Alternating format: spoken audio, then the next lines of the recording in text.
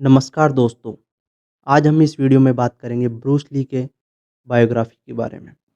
किसी इंसान की काबिलियत उसके शारीरिक दिखावे से नहीं बल्कि उसके अपने काम के प्रति समर्पण और जुनून से मापी जाती है। क्योंकि यदि ऐसा संभव होता तो किसने सोचा नहीं था कि 5 फुट 8 इंच की लंबाई और 64 किलो वजन वाला एक सामान्य दिखने वाला वे आदमी मार्शल आर्ट का बादशाह बन सकता है।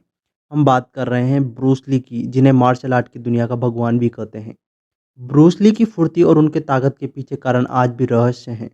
वे एक सामान्य इंसान से कई गुना अधिक फुर्तीले थे। मार्शल आर्ट के किंग ब्रूस ली 18 साल की उम्र उम्र तक लगभग 20 फिल्मों में किरदार निभा चुके थे। उन्होंने अपने जीवन काल में 7 हॉलीवुड फिल्में भी की थी, जिनमें से 3 फिल्में उनके मरणोपरांत रिलीज की गई थी। ब्रूस ली के नाम दुनिया के कई सारे वर्ल्ड रिकॉर्ड हैं। आश्चर्य की बात यह है कि द ग्रेट ब्रूस ली ने कभी भी क्लासिकल मार्शल आर्ट नहीं सीखा था। उन्होंने कुंग फू की बेहतरीन कला को किसी बड़े कुंग फू स्कूल से खुद ही सीखा। ब्रूस ली 1 इंच दूर रहकर सिर्फ एक पंच से सामने वाले को धराशायी कर सकते थे। वे गामा पहलवान और महान बॉक्सर मोहम्मद अली के बहुत बड़े फैन थे। उनका यह सपना था कि एक बार अपने आदर्शों के साथ फाइट करें। आज भी ब्रूस ली के बनाए गए रिकॉर्ड को कोई भी तोड़ नहीं सका है। अब हम बात करते हैं ब्रूस ली के जन्म और उनके लाइफ के बारे में। 17 नवंबर सन 1940 में अमेरिका के सैन फ्रांसिस्को के चाइना टाउन में एक चीनी अस्पताल में ब्रूस ली का जन्म हुआ था। उनके पिता का नाम ली होई चुएन और मां का नाम ग्रेस होता। नके उनके कुल 4 भाई बहन थे, जिनका नाम फोएबे ली, एग्नेस ली, पीटर ली और रॉबर्ट ली था। जब वह 3 साल के हुए तब पूरा परिवार हांगकांग में रहने चला गया। कहा जाता है कि ब्रूस ली बचपन में बड़े चिड़चिड़े किस्म के बच्चे थे। अक्सर उनके माता पिता उनके ऐसे बर्ताव से बहुत परेशान रहा करते थे। एक अच्छे खासे परिवार से ताल्लुक़ रखने के बाद भी बचपन में वे गैंग रिवलरीज और स्ट्रीट फाइट्स में शामिल होते थे। उनके पिता अपने बेटे की इस काबिलियत को पहचान गए थे कि जिससे उन्होंने ब्रूस ली को अपने घर पर ही मार्शल आर्ट की ट्रेनिंग देना शुरू कर दिया। ब्रूस ली की शिक्षा के बारे में बात करेंगे अब हम। ब्रूस ली की शुरुआती शिक्षा उनके पिता द्वारा संपन्न की गई, जिन्होंने उन्हें प्रशिक्षण की मूल बातें समझाई थी। इसके पश्चात जब वे 13 साल के हुए तब उन्हें यिप मैन के अंतर्गत विंग चून की ट्रेनिंग के लिए भेजा गया। ब्रूस ली के मिश्रित वंश के कारण उन्हें वोंग चुंग ल्यूंग और यिप मैन से विंग चुन का प्रशिक्षण देने के लिए भेजा गया। अपनी प्रारंभिक शिक्षा ब्रूस ली ने ला सल्ले कॉलेज से संपन्न की। यहाँ ब्रूस ली के लो परफॉर्मेंस के कारण सेंट फ्रांसिस जेवियर्स कॉलेज ने उनका दाखिला करवाया गया। कुछ समय बाद वे सैन फ्रांसिस्को से सिएटल रहने के लिए चले गए, जहाँ अपने आगे की शिक्षा एडिसन तकनीकी स्कूल से करने के लिए एडमिशन लिया। इसी दौरान लिव इन वेटर के रूप में उन्होंने रूबी चाउंस रेस्टोरेंट के लिए भी काम किया।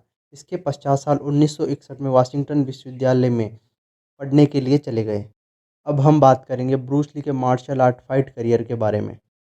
1964 में ब्रूस ली ने अपने मूवी करियर को छोड़कर मात्र मार्शल आर्ट फाइट में करियर बनाने का निश्चय कर लिया। वे मार्शल आर्ट में अपना करियर बनाना चाहते थे, इसलिए सिएटल में रहते हुए उन्होंने ली जुन फेन गुंग फू इंस्टीट्यूट नामक एक मार्शल आर्ट स्कूल खोला। वे लिंग कुंग फू में शिक्षक के रूप में काम करने लगे। ब्रूस ली जेम्स ली, जो कि ओकलैंड के बेहद लोकप्रिय मार्शल आर्ट्स प्रशिक्षक थे, उनके साथ मिलकर वर्ष 1964 में एक मार्शल आर्ट स्कूल खोला, जिसका नाम जून फेन मार्शल आर्ट स्टूडियो था। उसी साल उन्होंने लॉन्ग बीच अंतर्राष्ट्रीय कराटे चैंपियनशिप में हिस्सा लिया, जहां ली मुख्य रूप से 2 फिंगर पुशअप और 1 इंच पंच के प्रदर्शन के पश्चात लोकप्रिय हो गए। इसके बाद ली की मुलाकात ताइक्वांडो मास्टर जुंग री। इसके बाद दोनों की दोस्ती बहुत ही गहरी हो गई। लॉन्ग बीच अंतर्राष्ट्रीय कराटे चैंपियनशिप में ब्रूस ली के असाधारण प्रदर्शन के बाद वे कई बड़े बड़े हॉलीवुड मूवी प्रोड्यूसर्स की आंखों के सामने आए। ब्रूस ली को जो भी लाइव परफॉर्मेंस के दौरान मार्शल आर्ट करते देखता था, वह अपनी आंखों पर विश्वास नहीं कर पाता था। कड़ी मेहनत और बार बार प्रैक्टिस के बाद उन्होंने खुद को इस प्रभावशाली कला में निपुण बना लिया।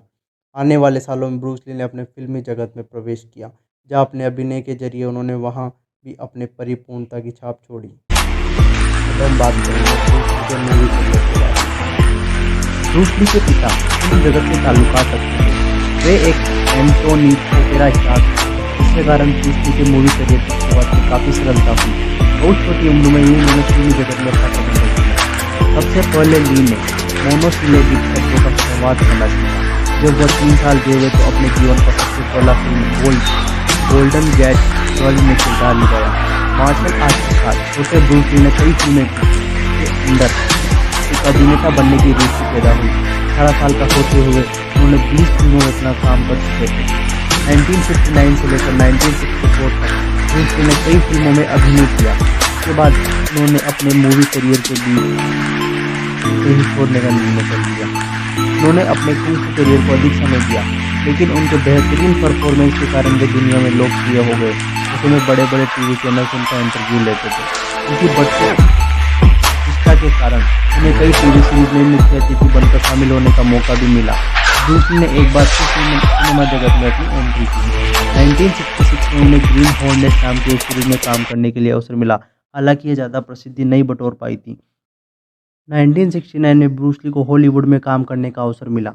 उन्होंने अपनी सारी हॉलीवुड फिल्मों में नेक्स्ट लेवल की परफॉर्मेंस देकर सबका दिल जीत लिया। 1971 में द बिग बॉस नामक मूवी में ली ने ताबड़तोड़ किरदार निभाया, जिसके बाद वे एक बड़े चमकते सितारे बन गए थे। अगले साल 1972 में उन्होंने फर्स्ट ऑफ फ्यूरी नामक दूसरी फिल्म में काम किया। वह मूवी भी बहुत लोकप्रिय हुई। तमाम शोहरत और प्यार बटोरने के बाद ब्रूस ली ने अपना एक खुद का प्रोडक्शन कंपनी खोलने का निर्णय लिया। कॉनकॉर्ड प्रोडक्शन नामक प्रोडक्शन कंपनी ब्रूस ली द्वारा शुरू की गई, जिसमें वह खुद डायरेक्टर और कोरियोग्राफर का काम करते। फिल्मों की शूटिंग में ब्रूस ली के पंच और किक की रफ्तार इतनी ज़्यादा होती थी कि लोग उन्हें देखकर हक्के बक्के रह जाते थे। कहीं दर्शकों को यह ना लगे कि फिल्मों में नकली एडिटिंग की गई है। इस कारण उनके हर एक मूव को लगभग 34 फ्रेम धीमा करके दिखाया जाता था। वे ऑफ द ड्रैगन 1972 में आई ब्रूस ली की यह तीसरी मूवी थी जो उनके ही अनुसार बनाई गई थी। इसी मूवी में वे निर्देशक, अभिनेता, लेखक और कोरियोग्राफर भी खुद ही बने थे। Enter the dragon movie Bruce Lee के पूरे जीवन की सबसे बेहतरीन मूवी साबित हुई। इसने